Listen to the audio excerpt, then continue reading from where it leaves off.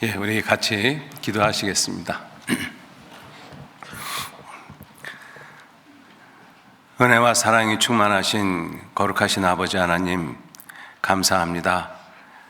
하나님의 귀하신 능력과 은혜와 사랑으로 저희들 구원해 주시고 우리의 남은 생에 주님의 거룩하신 몸된 교회 안에서 살아갈 수 있도록 도와주신 모든 은혜를 진심으로 감사를 드립니다.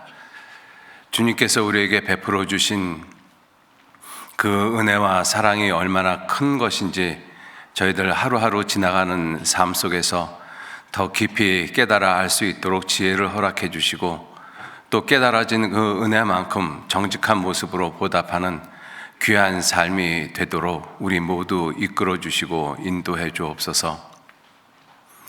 세상은 여러 가지의 모습으로 혼란스럽고 어지러워져 가고 있습니다. 이러한 세상에 구원함을 받은 우리 그리스도인들이 어떠한 생각, 어떠한 삶의 태도를 갖고 살아가야 할 것인지를 더욱 분명하게 깨우쳐 주시고 우리의 남은 삶이 헛되지 아니하도록 주님께서 더욱 지켜주시고 인도해 주옵소서. 또 이번 한 주간 많은 지역에서 주님의 복음이 증거되고 있습니다. 주님의 복음이 증거되는 곳마다 주 성령님께서 함께 계시고 말씀을 전하는 사람이나 말씀을 듣는 모든 사람, 주 성령님께서 친히 이끌어 주시고 인도해 주옵소서. 또 저희들 춘계 수양회도 계획하고 있습니다. 이번 춘계 수양회를 통해서도 이뤄진 많은 영혼들이 인도함을 받고 말씀을 통해서 구원받도록 주 성령님께서 친히 역사하시고 도와주옵소서. 그 일을 위해서 준비하는 그 모든 손길 위에 피곤하고 지치지 아니하도록 주님께서 또 붙잡아 주시고 인도해 주옵소서.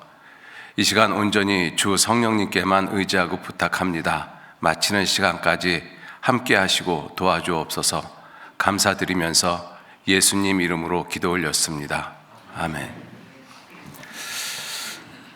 우리 갈라디아서 4장 찾겠습니다. 갈라디아서 4장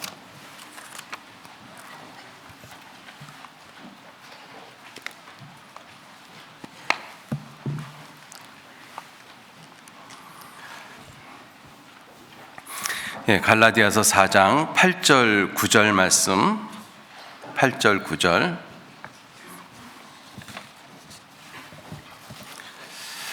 찾으셨으면 2절 말씀만 같이 읽도록 하겠습니다. 그러나 너희가 그때에는 하나님을 알지 못하여 본질상 하나님이 아닌 자들에게 종노릇하였더니 이제는 너희가 하나님을 알 뿐더러 하나님의 아신 바 되었거늘 어찌하여 다시 약하고 천한 초등 학문으로 돌아가서 다시 저희에게 종노릇하려 하느냐. 반갑습니다. 오늘 이번 주간에 많은 지역에서 지금 전도 집회가 진행되고 있습니다.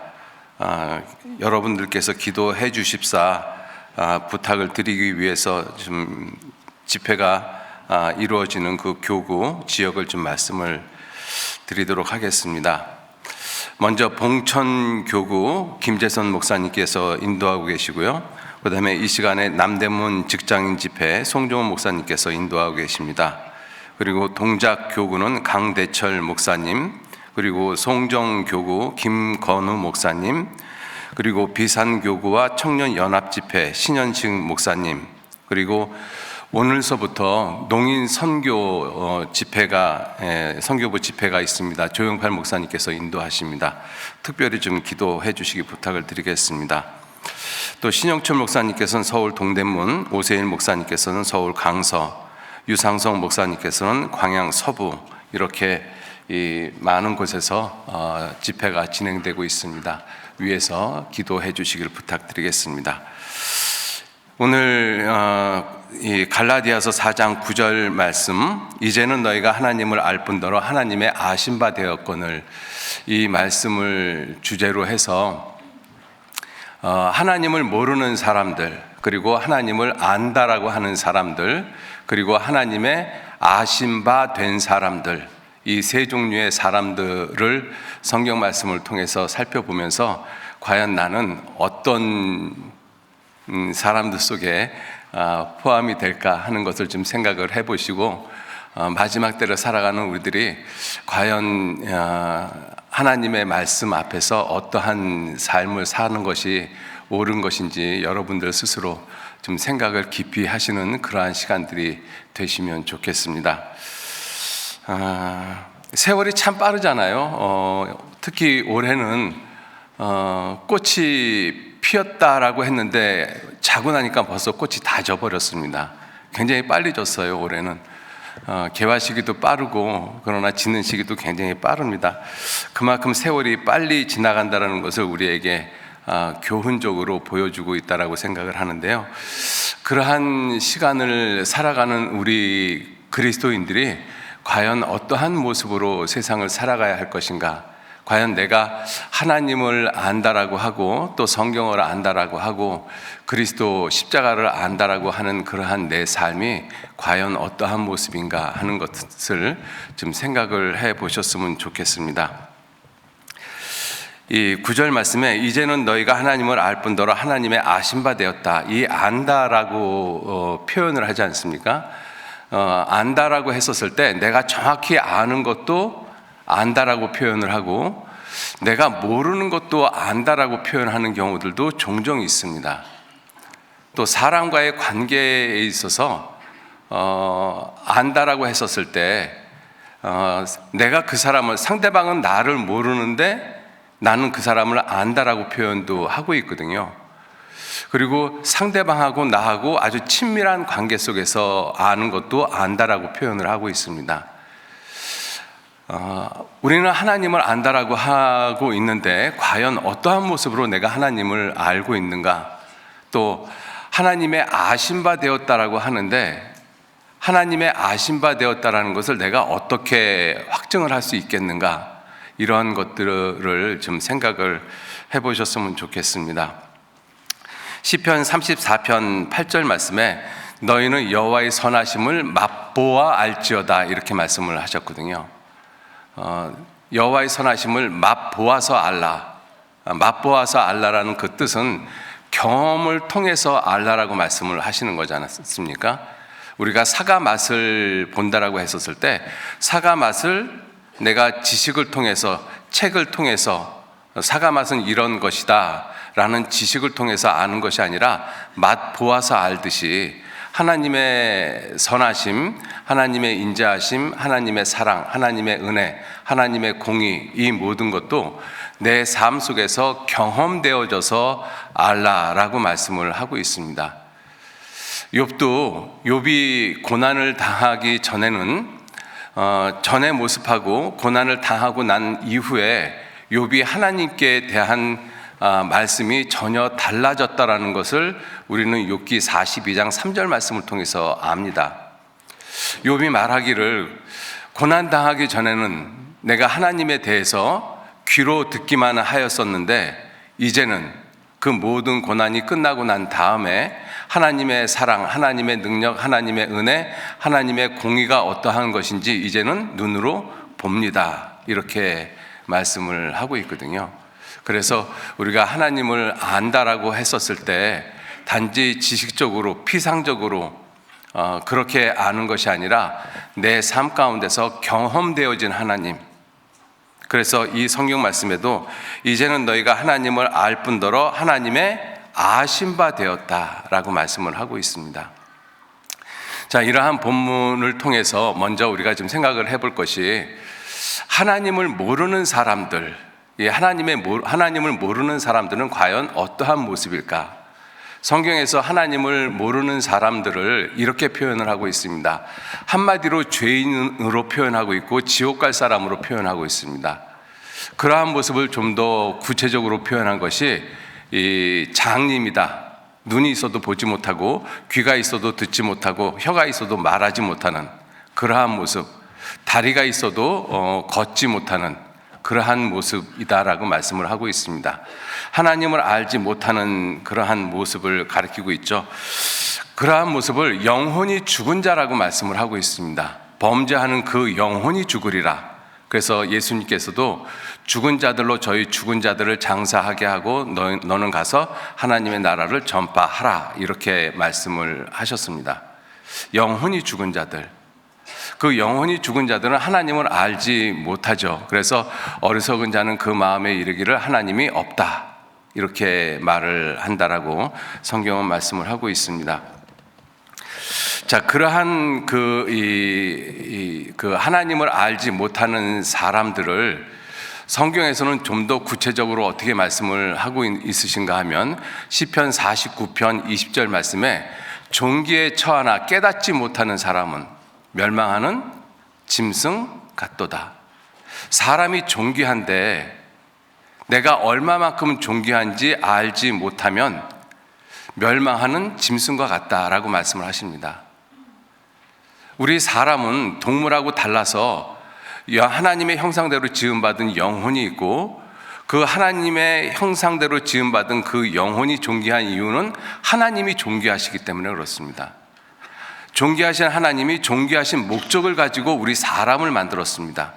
그래서 우리 사람을 동물하고 다르게 하나님의 형상대로 만드셨다라고 말씀하셨습니다. 그래서 사람은 지극히 존귀한 존재이거든요.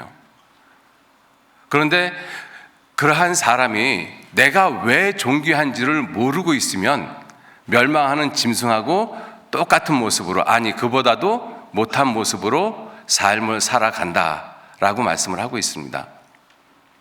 지금 우리가 살고 있는 시대의 모습에서 많은 사람들은 영혼이 없다라고 하고 이 세상이 전부다라고 이야기를 하고 있습니다. 죽으면 끝이라고 이야기를 하고 있습니다. 그래서 이 세상에 자기가 원하는 대로, 자기 눈이 원하는 대로, 자기 마음에 원하는 대로 살다가 죽으면 끝이라고 생각하는, 그렇게 살아가는 사람들이 아주 많이 있죠. 그러한 사람의 삶을 통해서 짐승 같다라고 말씀을 하고 있습니다. 여러분들, 이 짐승은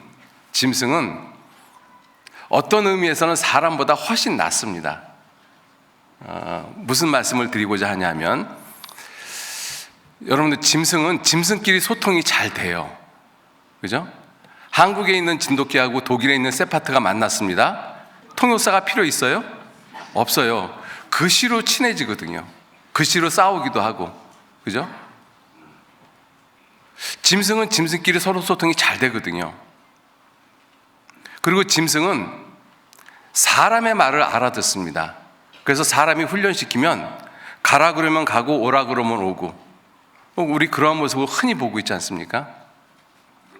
짐승은 짐승의 말도 알아듣고, 짐승은 사람의 말도 알아듣고, 또 짐승은 하나님이 만들어 놓으신 자연의 징조도 미리 캐치하는 능력이 있어요.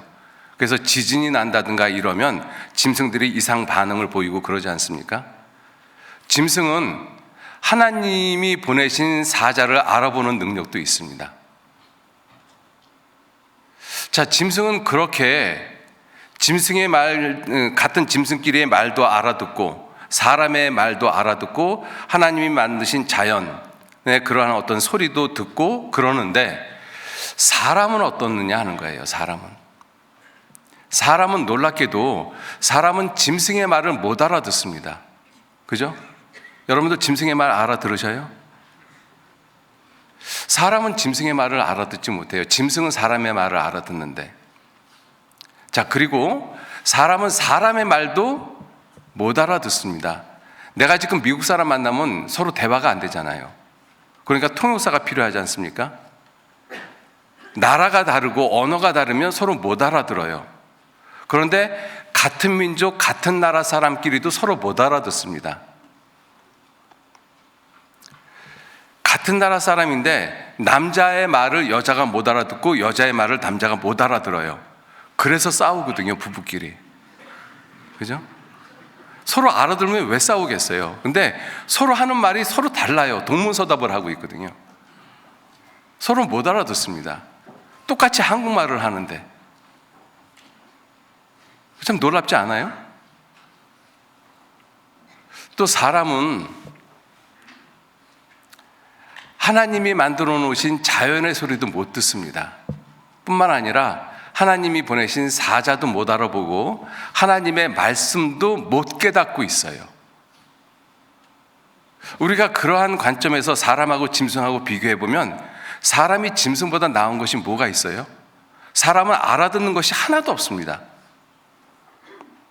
심지어는 자기가 한 말을 자기도 몰라요. 그죠? 우리 그 철학자들이나 사상가들의 책들을 읽어보면 젊었을 때 쓴 그러한 글하고 그 사람이 나이가 60, 70이 돼서 쓴 글을 살펴보면 현저한 차이를 보이거든요. 그리고 이 죽음을 앞에 두고 하는 그 말들이 나도 내가 모르는 말들을 많이도 했다라는 이야기를 합니다. 사람은 심지어 자기가 한 말도 무슨 뜻인지 모른다라는 것이죠. 그럼 사람이 뭐예요 도대체? 왜 그럴까요 사람은? 이유가 무엇이냐면 하나님을 모르기 때문에 그렇습니다. 하나님을 모르면 아는 것이 아무것도 없어요. 우리는 어제부터 있었을 뿐이라 지식이 망매하니 사는 날이 그림자와 같다. 우리는 마치 어제 태어난 어린 아이와 같다라는 것입니다.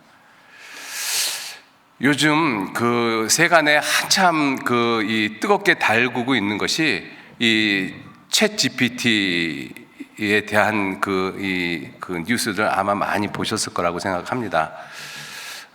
저도 벌써 이제 유료 버전 20불씩 내고 유료 버전을 쓰고 있는 지가 꽤 오래됐거든요. 그 챗 GPT를 쓰고 있는 사람들, 개발하고 있는 사람들 이야기를 들어보면 마치 컴퓨터가 인류를 지배할 것 같다, 인류가 곧 멸망할 것 같다, 이러한 여러 가지 이야기를 하고 있습니다. 그런데 실제로 그러한 것을 개발하는 사람들이나 과학자들 또는 정말로 솔직하게 학문을 연구하는 사람들은 이구동성으로 이야기를 합니다. 인간이 아는 것이 아무것도 없다. 얼마 전에 우리나라를 빛낸 사람들 가운데 그 어떤 교수님이 계셨는데 그분이 연구하는 주제가 미세먼지와 조혈 줄기세포의 발달 과정과 노화에 관한 그러한 연구를 해서 국내뿐만 아니라 국외에서도 굉장한 그 주목을 받고 있는 우리나라 이 교수분이 계십니다. 그분이 세포를 연구하시는 분이잖아요. 그런데 무엇이라고 이야기를 하는가 하면 연구를 하면 할수록 세포가 무엇인지 생명이 무엇인지 모르겠다라고 이야기를 하셔요. 정말 공부를 하고 그리고 정직한 사람은 그렇게 이야기를 합니다. 유대인 유기화학자로서 이 제임스 투어라는 유대인 유기화학자도 똑같은 말을 하거든요. 자기가 유기화학자로서 이 세포를 연구하고 화학을 연구를 해보면 아는 것이 아무것도 없다라고 이야기를 하고 있거든요. 그런데 그렇게 연구를 하지 않고 솔직하지 않은 사람들은 마치 인간이 모든 것을 다 할 수 있다라고 생각을 하고 있습니다. 제가 누구라고 이야기는 안 하겠는데 미국에 있는 일론 머스크라는 사람이 있거든요. 그 사람이 가끔 화성에다가 식민지를 갖다가 세운다라고 이야기를 합니다. 그러면 그런 이야기를 하면 그 일론 머스크가 운영하는 그 주식회사의 주가가 굉장히 급상승을 하거든요. 전 가만히 그런 생각을 해봤어요. 아니 이렇게 살기 좋은 지구에서도 자연 환경에 어떠한 큰 이변이 생기면 인간이 어찌할 줄 모르고 쩔쩔쩔쩔 매는데 엊그저께 강릉 쪽에서 산불 났잖아요. 초속 25m의 강풍이 부니까 헬기도 못 뜨고 불도 못 잡지 않습니까? 그게 인간이잖아요. 그거 AI가 하겠습니까?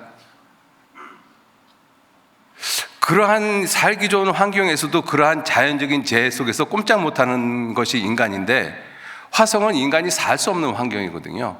거기다가 인간이 살 수 있는 환경을 만들어 놓고 살겠다라는 생각 자체가 참 우습지 않습니까?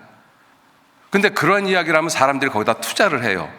사람들이 제정신이 아니라는 것입니다. 하나님을 알지 못하기 때문에 그래요. 하나님을 알지 못하는 사람들은 내가 누군지, 내가 어디서 왔는지, 어디로 가는지, 인생의 목적이 무엇인지, 의미가 무엇인지 아는 것이 아무것도 없어요. 그죠? 무엇을 압니까? 짐승보다도 못한데. 짐승은 서로 알아듣기도 하는데 사람을 알아듣지도 못하잖아요.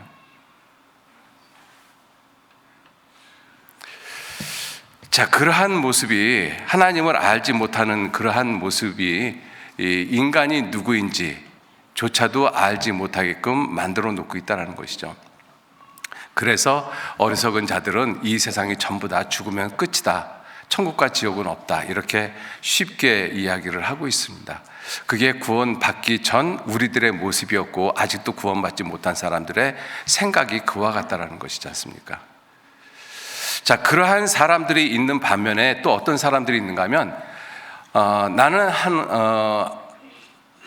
안다라고 하는, 하나님을 안다라고 하는 사람들이 있습니다. 하나님을 안다라고 하는 사람들. 하나님을 전혀 모르는 사람들이 있고, 반면에 나는 하나님을 안다라고 하는 사람들이 있거든요. 그러한 사람들을 대표적으로 보면 유대인들이 그렇습니다. 유대인들이 하나님을 안다라고 하는 사람들이지 않습니까? 유대인들은 하나님의 선민, 선택된 백성이기 때문에. 그리고 유대인들 가운데서 유대 종교가들이 하나님을 안다라고 이야기를 합니다. 그리고 그러한 유대 종교가들 뿐만 아니라 그러한 종교가들 가운데서도 특별한 사람 한 사람을 꼽으면 발람이라는 선지자가 있어요. 이러한 사람들이 하나님을 안다라고 하는 사람들이거든요. 자, 그러한 사람들이 하나님을 안다라고 하는 모습을 좀 잠깐 좀 살펴보시죠. 요한복음 잠깐 좀 보시겠습니다. 요한복음 7장.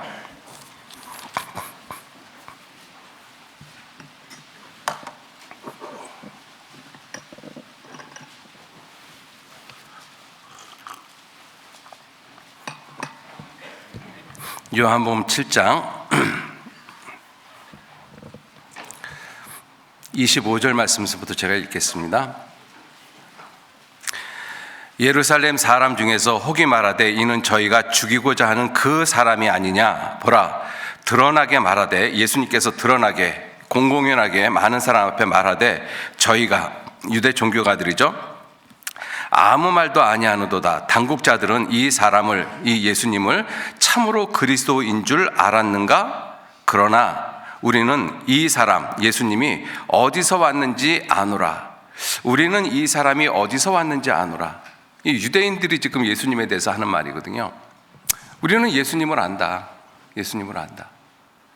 예수님께서 이렇게 말씀하셨습니다. 요한복음 6장에 내가 스스로 온 것이 아니라 아버지께서, 너희가 하나님이라고 부르는 그 아버지께서 보내서 내가 왔다, 이렇게 말씀을 하시지 않습니까? 요한복음 6장 38절 말씀에 내가 하늘로서 내려온 것은 내 뜻을 행하려 함이 아니요 나를 보내신 이의 뜻을 행하려 함이니라.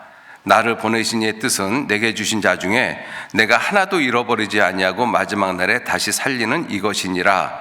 내 아버지의 뜻은 아들을 보고 믿는 자마다 영생을 얻는 이것이니 마지막 날에 내가 이를 다시 살리리라 하시니라. 자기가 하늘로서 내려온 떡이라 하심으로 유대인들이 예수께 대하여 수군거려 가로되 이는 요셉의 아들 예수가 아니냐. 그 부모를 우리가 아는데 제가 지금 어찌하여 하늘로서 내려왔다 하느냐. 그 부모를 내가 아는데 네가 어떻게 하늘로서 내려왔다라고 하느냐. 이게 유대인들이 지금 하고 있는 말이잖아요. 그죠? 하나님의 선택받은 이스라엘 민족은 그리스도에 대해서 아는데 그 그리스도가 예수님인 줄 모르고 있습니다. 그래서 육체를 입고 오신 이 예수님에 대해서 말하기를 제 부모를 내가 아는데, 그 사람의 어렸을 때를 내가 아는데, 그 안다라고 하는 그 의미가 뭐예요? 피상적으로 아는 것이잖아요. 단지 예수님을, 육체만 갖고 있는 그 예수님을 알고 있다는 것이죠. 그죠? 그래서 이 요한복음 7장 27절도 우리는 이 사람이 어디서 왔는지 아노라. 어디서 왔는지. 그 사람이 살고 있는 집이 어딘지 안다라는 뜻이잖아요. 그죠? 그런데 실제로 유대인들이 예수님에 대해서 아는 것이 무엇이 있습니까? 예수님이 누구신지, 예수님이 누가 보내서 오셨는지, 예수님이 이 세상에 왜 오셨는지, 예수님이 이 세상에 무슨 일을 하셨는지, 예수님의 십자가의 죽음이 자기들하고 무슨 관계가 있는지 아무것도 모르잖아요. 그러면서 예수님 집을 알고 부모를 안다. 그래서 내가 예수를 안다. 라고 이야기를 하고 있지 않습니까? 그게 예수님을 안다라고 하는 사람들입니다. 반면에 그 유대인들 가운데서도 이 종교인들, 유대 종교가들은 그 유대 백성들보다 더한 모습으로 그 하나님을 안다라고 하고 성경을 안다라고 하고 진리를 안다라고 말을 하고 있습니다. 그러한 유대 종교가들에게 예수님께서 하시는 말씀이 마태복음 23장 잠깐 보시죠. 마태복음 23장.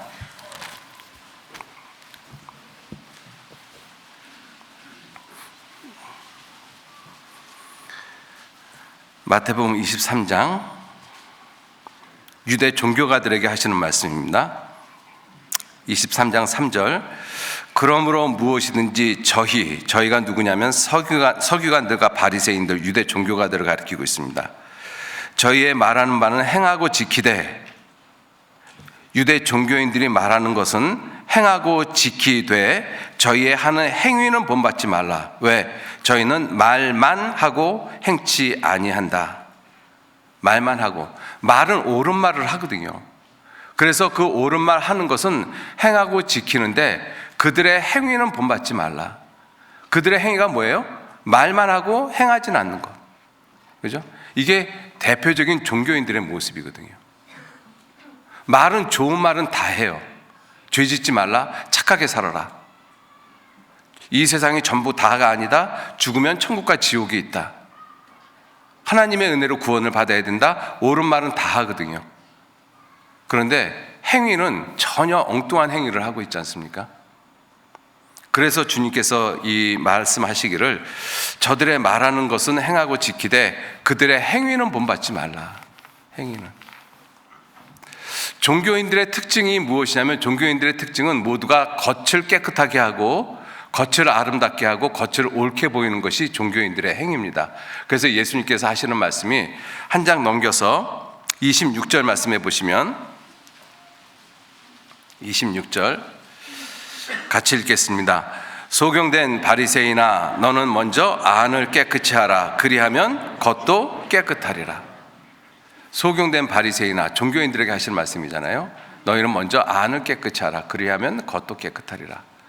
이 종교인들은 안다라고 하면서 실제로 행함은 전혀 없는 모습이 종교인들의 대표적인 모습이거든요.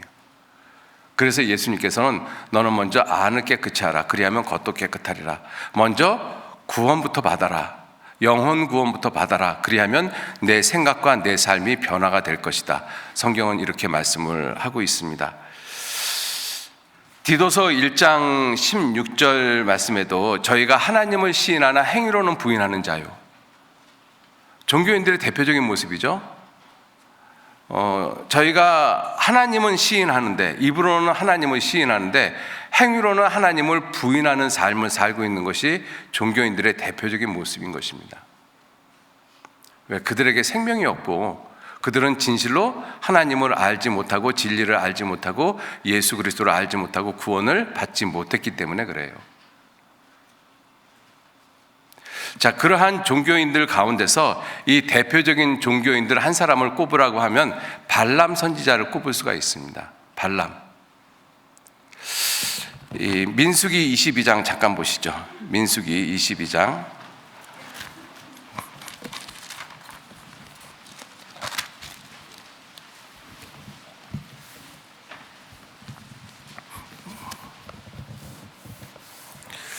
민수기 22장.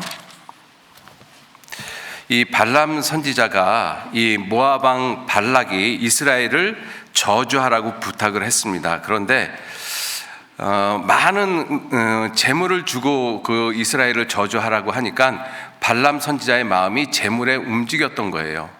그런데 하나님께서는 이스라엘 저주하지 말라라고 말씀을 하셨거든요. 그것을 거듭거듭 이렇게 반복해서 발람 선지자가 하나님의 말씀을 어기고 가서 이스라엘을 저주하려고 할 때마다 하나님께서 그것을 막습니다. 21절 말씀.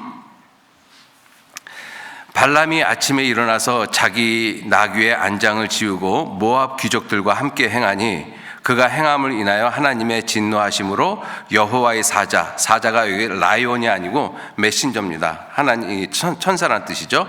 여호와의 사자가 그를 막으려고 길에 서니라.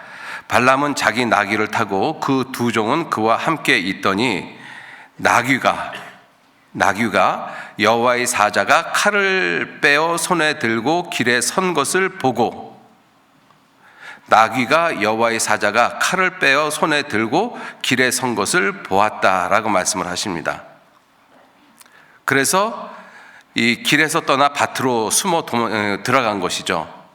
25절, 나귀가 여호와의 사자를 보고 몸을 담에 대고 발람의 발을 그 담에 비비어 상하게 하매 발람이 다시 채찍질하니. 27절, 나귀가 여호와의 사자를 보고 발람의 밑에 엎드리니 발람이 노하여 자기 지팡이로 나귀를 때리는지라.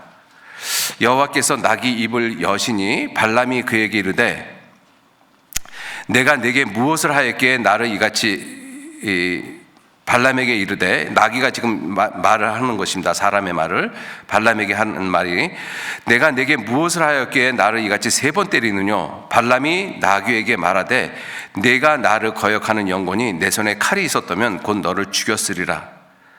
나귀가 발람에게 이르되 나는 네가 오늘까지 내 일생에 타는 나귀가 아니냐. 내가 언제든지 네게 이같이 하는 행습이 있더냐. 가로되 없었느니라. 이 지금 발람이라는 선지자가 나귀가 지금 자기하고 지금 대화를 하고 있잖아요. 그러면 이 발람 선지자의 입장에서는 어떻게 반응을 보여야 되는가 하면 깜짝 놀라서 말을 못하고 벙벙해 있어야 되는 상황이거든요. 근데 지금 나귀하고 지금 말씨름하고 있잖아요. 그죠? 성경에서는 이 발람 선지자의 이러한 모습을 베드로후서 2장 16절에 이 선지자의 미친 것을 금하기 위해서 나귀의 입을 여셨다라고 말씀하셨어요. 이 선지자의 미친 것, 이게 제정신이 아니니까 이러거든요. 그죠? 제정신이 아닌 거예요. 자, 보세요. 지금 읽은 말씀에 나귀는 여호와의 사자를 보았다라는 말씀을 성경은 굳이 3번씩이나 하고 있어요. 나귀가 여호와의 사자를 보고, 나귀가 여호와의 사자를 보고, 나귀가 여호와의 사자를 보고. 그런데 발람 선지자는 못 봤어요. 짐승은 하나님의 사자를 보는데 사람은 못 보잖아요. 왜 그럴까요? 미쳐서 그래요. 제정신이 아니니까. 근데 이 사람이 누구냐면 하나님의 명령을 받고 하나님의 말씀을 하고 하나님의 명령대로 하나님의 말씀을 안 하고 하는 그 선지자의 모습이거든요. 하나님을 안다라고 하는 사람이잖아요. 하나님을 안다라고 하는데 짐승은 하나님의 사자를 보는데 하나님을 안다라고 하는 이 선지자는 하나님의 사자를 못 봐요. 참 놀랍지 않습니까? 그래서 이 하나님께서 31절 때에 여호와께서 발람의 눈을 밝히심에 여호와의 사자가 손에 칼을 빼어 들고 길에 선 것을 보고 머리를 숙이고 엎드리니 여호와의 사자가 그에게 이르되 너는 어찌하여 내 나귀를 이같이 3번 때렸느냐. 보라, 내 길이 내 앞에 패역함으로 내가 너를 막으려고 나왔더니 나귀가 나를 보고 이같이 3번 돌이켜 내 앞에서 피하였느니라. 34절, 발람이 여호와의 사자에게 말씀하되 내가 범죄하였나이다. 당신이 나를 막으려고 길에 서신 줄을 내가 알지 못하였나이다. 짐승은 알았는데 왜 사람은 몰라요? 하나님을 안다라고 하는 사람은 왜 몰랐을까요? 진정으로 하나님을 아는 것이 아니죠. 이게 종교인들의 모습이라는 것입니다. 이러한 모습들을 보면서 나는 과연 어떻게 하나님을 알고 있을까? 다시 오늘 본문 갈라디아서 4장 보시겠습니다.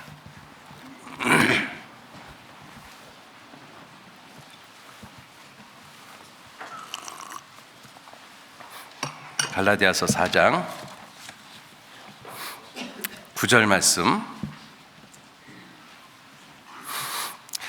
이제는 너희가 하나님을 알 뿐더러 하나님의 아신 바 되었거늘.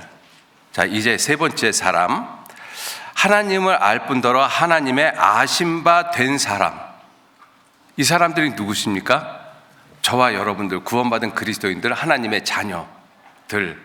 이 사람들이 하나님을 알 뿐더러 하나님의 아신 바 된 사람들이거든요. 자, 그럼 우리 한번 생각을 해보시죠.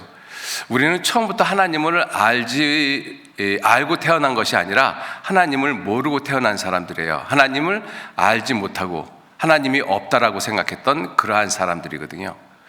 그러한 사람이 언제 하나님이 나를 아는 그러한 모습이 되어졌을까? 내가 하나님을 알고 하나님도 나를 아는 그 시점이 언제일까? 내가 교회 나가는 날? 내가 안수해서 병 고침을 받은 날? 내가 기도해서 마음이 뜨거워진 날? 부흥회에서 내가 눈물 콧물 흘렸던 날? 그런 날들이 아니지 않습니까? 그죠? 내가 착하게 살던 날도 아니고 또 교회에 열심하고 충성하고 선교하고 그랬던 그러한 날도 아닙니다. 하나님이 나를 아시는 날, 그 날은 내가 구원받을 때 밖에는 없어요. 오직 유일하게 내가 거듭날 때, 하나님의 자녀가 될 때, 내가 영원한 생명을 얻을 때, 예수님이 내 죄를 영원히 용서하셨다라는 그 분명한 사실이 내 마음에 믿어질 때, 그때 비로소 하나님이 나를 아십니다. 어떻게 그렇게 단정적으로 이야기할 수 있습니까? 라고 마음속에 물으시는 분들도 분명히 계시리라고 생각을 합니다. 그렇게 말씀을 드릴 수 있는 분명한 근거가 있어요. 마태복음 7장 21절에 나더러 주여 주여 하는 자마다 다 천국에 들어갈 것이 아니요 다만 하늘에 계신 내 아버지의 뜻대로 행하는 자라야 들어가리라. 그날에 많은 사람들이 나더러 이르되 주여 주여 우리가 주의 이름으로 선지자 노릇하고 귀신 내쫓고 많은 권능을 행치 아니하였습니까? 그때 내가 저희에게 밝히 말하되 내가 너희를 도무지 알지 못하니 불법을 행하는 자들아 나를 떠나가라. 내가 너희를 도무지 알지 못한다. 도무지.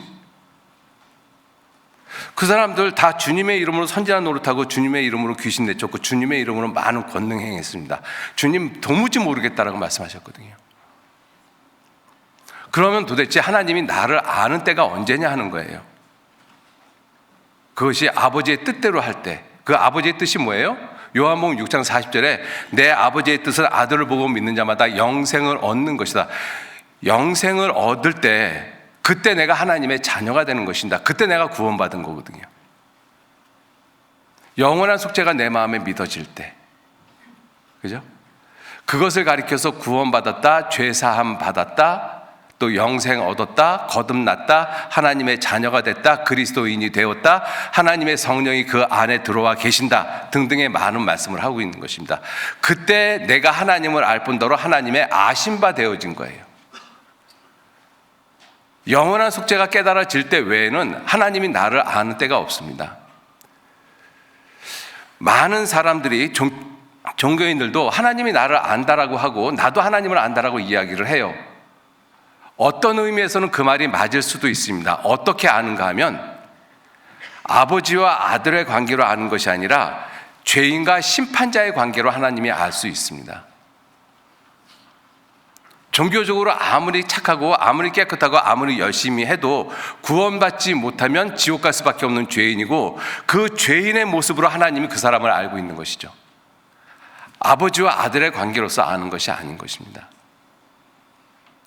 아버지와 아들의 관계로 아는 것을 가리켜서 내가 하나님을 알 뿐더러 하나님의 아신 바 되었다라고 말씀을 하고 있는 거예요.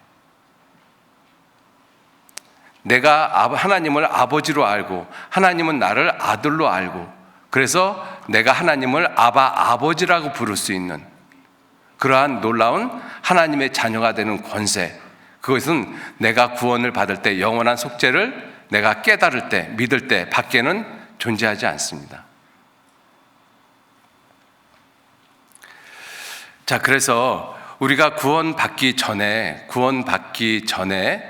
내가 하나님을 알고 하나님도 나를 알 수 있는 유일한 길은 예수 그리스도께서 십자가에서 내 죄를 영원히 용서해 주셔서 그 놀라운 사실을 내가 믿는 순간, 그 순간밖에는 하나님이 나를 아는 데가 없다라는 그 분명한 사실을 견지하고 있어야 돼요.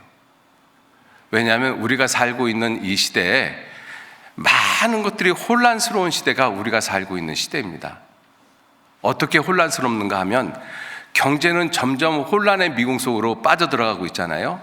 지금 전 세계가 스태그플레이션 상태로 곧 전 세계가 그렇게 될 것이라고 많은 경제학자들이 우려하고 있습니다. 정치는 점점 더 유치한 모습으로 바뀌어지고 있잖아요. 그리고 국제 정치는 핵을 언제 사용할지 모르는 모습으로 바뀌어져 가고 있고, 사람의 인성은 땅에 떨어져 있고, 세상에서 교육이나 우리가 세상에서 죄를 가리키는 경우가 없어요. 참 놀라운 것은, 여러분들 우리나라 교육을 가만히 생각을 해보면 몇십 년 전까지만 해도 학교에서 죄가 무엇인지를 가르쳤어요. 근데 지금은 죄에 대해서 안 가르칩니다. 죄가 무엇인지를 안 가르쳐요.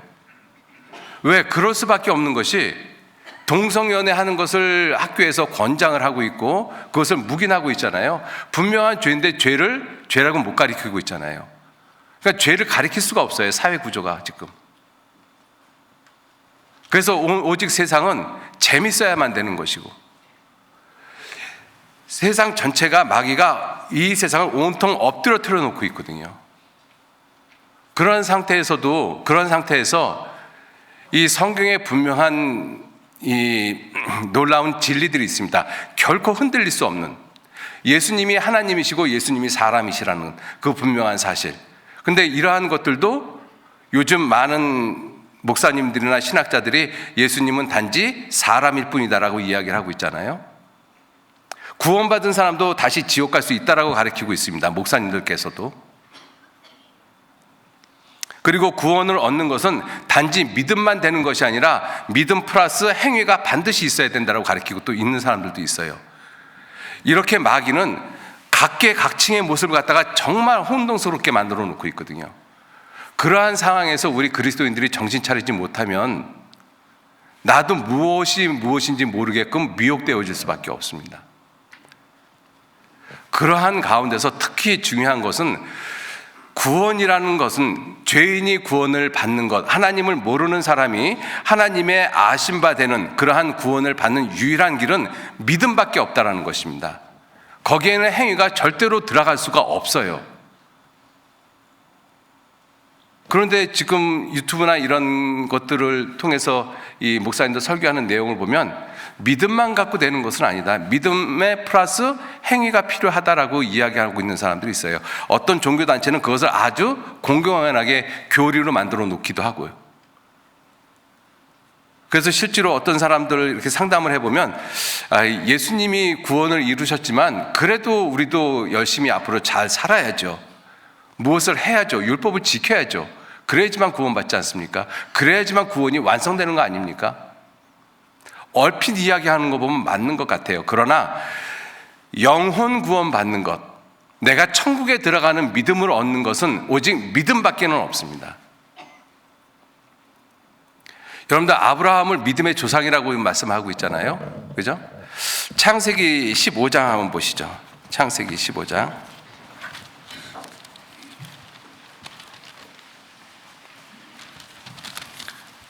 창세기 15장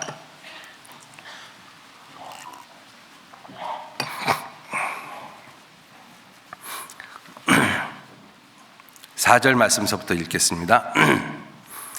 여호와의 말씀이 그에게 임하여 가라사대, 그 사람은 너의 후사가 아니라 내 몸에서 날짜가 내 후사가 되리라 하시고, 그를 이끌고 밖으로 나가 가라사대, 하늘을 우러러 무뼈를 셀 수 있나 보라.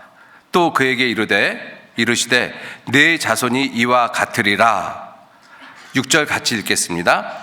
아브라함이 여호와를 믿으니 여호와께서 이를 그의 의로 여기시고, 아브라함이 여호와를 믿으니 여호와께서 이를 그 믿음을 그의 의로 여기시고.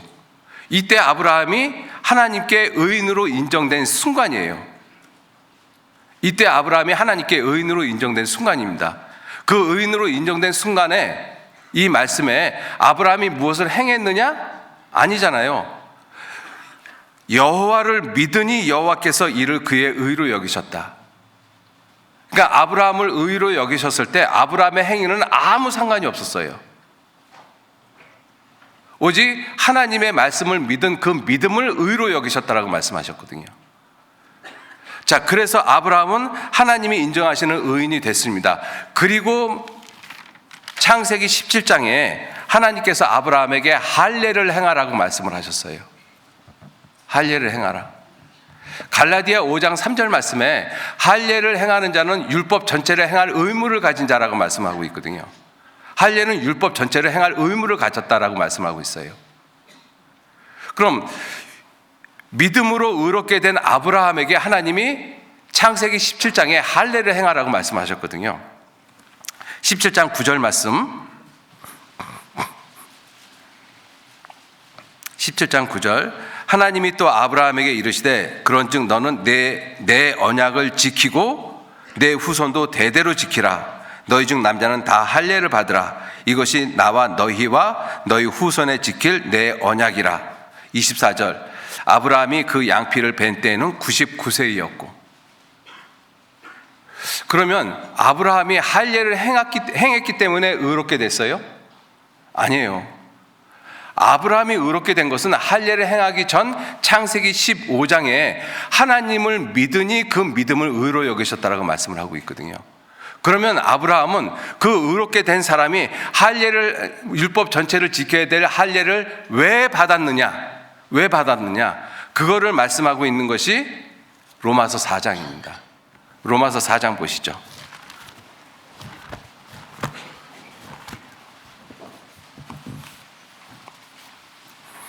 로마서 4장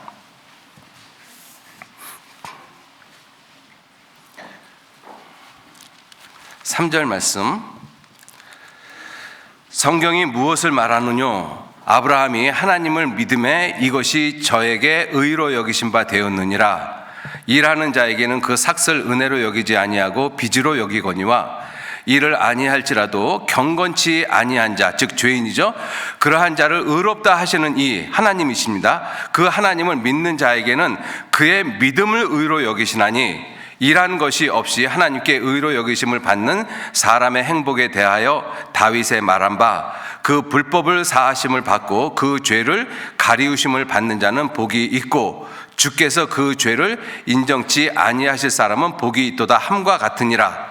그런즉 이 복이 할례자에게뇨 혹 무할례자에게도뇨 대저 우리가 말하기를 아브라함에게는 그 믿음을 의로 여기셨다 하노라. 그런즉 이를 어떻게 여기셨느냐? 이를 어떻게 여기셨느냐? 무슨 뜻이냐면 언제 아브라함은 의로 여기셨느냐? 이걸 말씀하시는 거예요. 그런즉 이를 어떻게 여기셨느냐? 할례시냐? 아브라함이 할례를 받을 때냐? 무할례시냐? 할례시가 아니라 무할례시니라. 아브라함이 언제 하나님께 의로 여김을 받았느냐? 행함이 있었을 때냐? 행함이 없었을 때냐? 행함이 없었을 때 하나님의 말씀을 믿는 믿음을 가지고 있었을 때 하나님께서는 아브라함을 의로 여겼다. 그죠? 그러면 아브라함이 할례를 왜 받았느냐? 11절, 저가 할례의 표를 받은 것은 무할례 시의 믿음으로 된 의를 인친 것이라. 그 믿음을 확증시키기 위해서 이 할례를 받았다라는 것입니다. 그죠? 우리가 이런 것을 생각을 해보면 구원을 받았다라는 것, 천국에 간다라는 것, 내 죄가 영원히 용서했다라는 그 사실을 믿는 믿음, 그 믿음으로 내가 천국에 가는 거예요. 행함하고는 전혀 상관이 없습니다. 그죠? 근데 이러한 부분을 갖다가 지금 세상에 있는 기독교 종교 이 목사님들께서는 그러한 것을 갖다가 희석시켜 놔요. 예수님을 믿는 믿음도 필요하지만 그래도 내가 열심히 살고 깨끗하게 사는 그러한 행함이 있어야지만 구원이 완성되는 것 아니냐, 구원이 완성된다라고 이야기를 하고 있거든요. 교묘하게 말을 갖다가 바꿔놓고 있어요. 천국 가는 믿음은 오직 이 행함이 아니라 믿음으로만 천국 갑니다. 믿음으로만. 그럼 이 아브라함이 할례의 표를 받은 것은 이 믿음을 인치기 위해서 할례를 받았잖아요. 또 하나의 의미가 무엇이냐면 정말 그 믿음을 가지고 있는 사람은 그 다음부터 하나님의 말씀에 순종하는 삶을 살아가야 된다는 것을 보여주고 있는 것이에요. 아브라함이 믿음으로 의롭다함을 받은 다음에 하나님의 말씀을 순종하기 위해서 할례를 받았잖아요. 그건 우리에게 무엇을 의미하고 있어요? 구원받은 이후에 내가 하나님의 말씀에 순종을 해야 될 필요성을 갖다가 우리에게 분명하게 교훈하고 계십니다. 그래서 구원받은 이후에 하나님의 말씀을 순종하는 그 삶은 굉장히 중요한 것이에요. 여러분들, 우리가 구원을 받았다라고 하는 것은 내가 하나님을 알 뿐더러 하나님의 아신 바 되어진 사람들이잖아요. 그런데 하나님을 알 뿐더러 하나님의 아신 바 되어진 사람들 가운데서 더 하나님께 친밀한 사람이 있고 덜 친밀한 사람들이 있습니다. 그건 우리가 예수님의 제자들을 통해서도 알 수가 있어요. 예수님의 12제자들 가운데서 예수님이 더 가깝게 한 제자들이 있습니다. 베드로, 야고보, 요한. 훨씬 더 가깝게 했죠. 그죠? 여러분, 이 모세의 형제들 가운데 모세, 아론, 미리암 있지 않습니까? 이 세 사람들이 다 하나님께 쓰임을 받았던 사람들입니다. 그런데 민수기 12장에 모세가 구스 여인을 취했을 때 하나님은 아론과 미리암에게 이렇게 말합니다. 모세와는 내가 대면해서 직접 말했다. 너희하고는 그러지 않았다. 그죠? 더 친밀한 사람들이 있는 거예요. 더 친밀한 사람들. 우리가 구원을 받았다라고 하나님이 나를 안다라고 스스로 위로할 것이 아니라 내가 구원을 받은 다음에 내가 정말 하나님과 친밀한 관계를 맺고 있는지 생각해 보셔야 돼요. 시편 25편 보시죠. 시편 25편.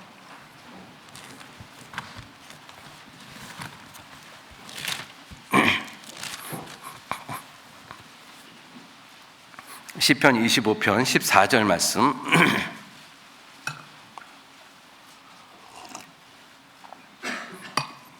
(14절) 같이 읽겠습니다. 여호와의 친밀함이 경외하는 자에게 있으며 그 언약을 저희에게 보이시리이다. 여호와의 친밀함이 경외하는 자에게 있으며, 내가 하나님을 알고 하나님도 나를 아신 바 되었는데 그 사람들 가운데서 어떤 사람은 하나님과 더 친밀한 사람이 있습니다. 그리고 친밀하지 못한 사람들도 있고. 그런데 어떤 분들은 이렇게 이야기를 해요. 아니, 천국 가기만 하면 됐지 뭐. 굳이 그렇게 하나님께 친밀하고 또 상급을 위해서 살아가야 될 그런 이유가 있을까? 천국만 가면 되지. 여러분들 이렇게 한번 생각해 보셔요. 천국은 인류가 전혀 경험하지 못한 세계입니다. 천국은 인류가 한 번도 경험해보지 못한 세계예요. 천국은 인류가 경험할 수 없는 실존의 세계입니다. 그 분명한 세계가 있어요. 여러분들 그 세계에 들어갈 때 천국은 모든 사람이 다 동등하고 평등할 거라고 생각하면 큰 오산입니다. 천국은 평등하지 않아요. 왜냐하면 각각 그 사람의 행한 대로 보응을 하시겠다라고 말씀하셨거든요. 하나님하고 구원받은 내가 동등할 수가 없잖아요. 하나님하고 내가 어떻게 동등합니까? 천국에서? 바울하고 내가 어떻게 동등할 수가 있어요? 사도 베드로하고 나하고 어떻게 동등합니까? 무슨 얘기냐면 그들이 받는 영광하고 내가 받는 영광은 절대적으로 다르다는 것입니다. 우리가 그것을 완전하게 알지는 못하지만 고린도전서 15장에 말씀하시기를 해의 영광이 다르고 달의 영광이 다르고 별과 별들의 영광이 다르다라고 말씀하셨어요. 천국에서 내가 천국만 가면 됐지 하고 살아간 사람의 삶하고 정말 하나님과 친밀함을 갖고 살아간 사람의 삶하고는 완전히 다를 것입니다. 그것이 어떻게 다를지는 저도 모르겠어요. 제가 그 이상을 이야기를 하면 제가 알지 못하는 것을 지나치게 이야기하는 것이 될 것 같아서 더 이상 말씀도 못 드리겠고, 그러나 분명한 것은 별과 별들의 영광이 다르다라고 말씀하셨거든요. 그것이 영원하다라는 것입니다. 그 세계가 분명히 있어요. 그래서 우리가 구원받은 다음에 천국만 가면 됐지라고 생각하는 그 아니란 생각은 정말 버리셔야 됩니다. 만약에 천국만 가면 됐지라고 구원받은 사람이 정말 그렇게 생각한다면요, 오늘 죽으시면 돼요. 뭐로 사십니까? 안 그렇습니까? 우리 그거 생각해 보셔야 돼요.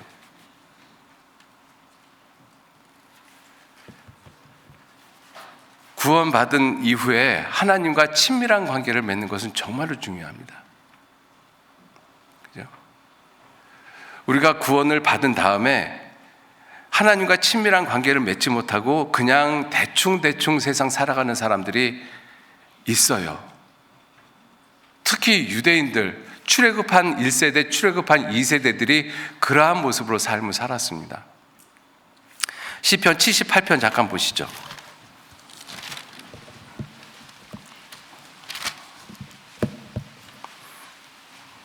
시편 78편. 광야 40년 동안 출애굽 1세대, 출애굽 2세대들이 하나님을 믿지 못하고 하나님을 계속 시험하고 하나님을 등지고 배반했습니다. 그래서 하나님이 그들을 죽이실 때가 있었어요. 34절 말씀, 78편 34절. 하나님이 저희를, 출애굽한 세대들입니다, 저희를 죽이실 때 저희가 그에게 하나님께 구하며 돌이켜 하나님을 간절히 찾았고, 하나님이 저희 반석이시오 지존하신 하나님이 저희 구속자이심을 기억하였도다. 이게 사실이었었어요. 하나님이 저희를 죽이실 때, 그때 그들이 하나님에 대한 두려움을 갖고 하나님께 구하고 하나님께 돌이켜서 하나님을 간절히 찾았고, 그리고 지존하신 하나님이 자기의 구속자인 것을 기억을 했습니다. 그런데 문제는 36절 말씀이에요. 그러나 저희가 입으로 그에게 아첨하며 자기 혀로 그에게 거짓을 말하였으니, 이게 무슨 뜻이냐면요, 진실되게 하나님 앞에 자기네들이 죽게 생겼으니까 하나님 앞에 하나님 정말 잘못했습니다, 이번만 살려주십시오, 다음에는 절대 안 그럴게요. 그래서 하나님이 살려줬거든요. 그런데 곧 잊어버렸어요. 하나님이 지존자이신 것을 잊어버리고 하나님이 자기들을 구원하신 걸 또 잊어버린 거예요. 그것을 가리켜서 무엇이라고 말씀하는가 하면, 저희가 입으로 그에게 아첨하며 자기 혀로 그에게 거짓을 말하였도다. 여러분들, 우리가 이러한 모습은 우리에게 없을까요? 우리도 삶 가운데서 너무너무 힘들고 어려울 때 하나님한테 간절히 빌잖아요. 하나님, 이번만 잘 해결해 주시면 앞으로 이렇게 살겠습니다. 그런데 그렇게 됐거든요. 그리고 까맣게 잊어버리고 살잖아요. 순간 아첨한 거예요. 하나님 앞에 거짓말한 것이지 않습니까? 그러한 사람의 삶하고 바울과 같은, 모세와 같은, 다윗과 같은, 요셉과 같은 삶이 어떻게 같을 수가 있겠습니까? 그 영광이 어떻게 같을 수가 있겠어요?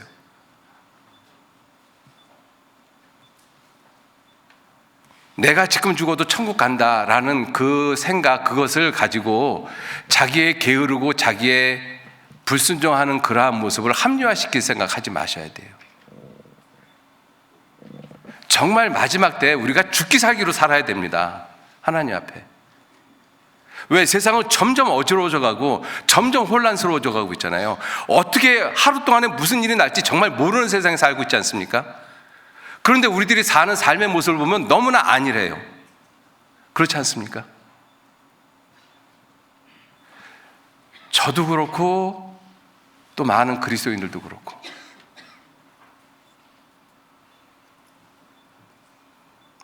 마지막 때 살고 있는 것이 분명합니다. 여러 가지 모습을 봐도. 단지 천국 간다라는 그 하나만으로 내 스스로 위로하면서 살 것이 아니라, 나는 하나님과 친밀한 관계를 어떻게 맺으면서 하루하루를 보내고 있는지 생각을 하셔야 돼요. 왜? 그것이 내 영원한 세계의 내 모습이기 때문에 그렇습니다. 그죠? 여러분들, 이 세상에서는 내가 보란 듯이 못 살았지만 영원한 천국에서는 내가 보란 듯이 살고 싶지 않습니까? 하나님 앞에서 떳떳한 모습으로 정말 밝게 빛나는 별처럼 그렇게 살고 싶지 않으세요? 그렇게 살려면 이 세상에서 하나님과 친밀한 관계를 맺으셔야 돼요. 여호와의 친밀함이 경외하는 자에게 있도다. 하나님께서 그 약속을 그에게 보이신다라고 말씀하셨어요. 정말 마지막 때에 내가 어떠한 모습으로 삶을 살아가야 할 것인지를 깊이 생각하시는 그러한 시간들이 꼭 되시기를 부탁드리겠습니다. 같이 기도하시죠. 하나님, 귀한 은혜와 사랑에 진심으로 감사를 드립니다. 우리가 하나님을 알 뿐더러 하나님의 아신 바 된 사람들입니다. 이제 하나님께 더욱 친밀한 모습으로 하나님의 말씀을 순종하고 예수 그리스도를 깊이 생각하는 그러한 진실된 삶을 살아가도록 우리 모두 이끌어 주시고 인도해 주옵소서. 얼마 남지 않은 삶입니다. 얼마 남지 않은 시간들입니다. 이러한 시간들 헛되게 의미 없이 죄악된 모습으로 흘러가지 아니하도록 주님 지켜주시고, 주님 앞에서 그 모든 시간이 하나님과 친밀한 관계를 맺는 그러한 귀한 시간 되도록 우리 모두 이끌어 주시고 인도해 주옵소서. 모든 것 선하신 주님의 손에 의지하고 부탁드립니다. 감사드리면서 예수님 이름으로 기도 올렸습니다. 아멘.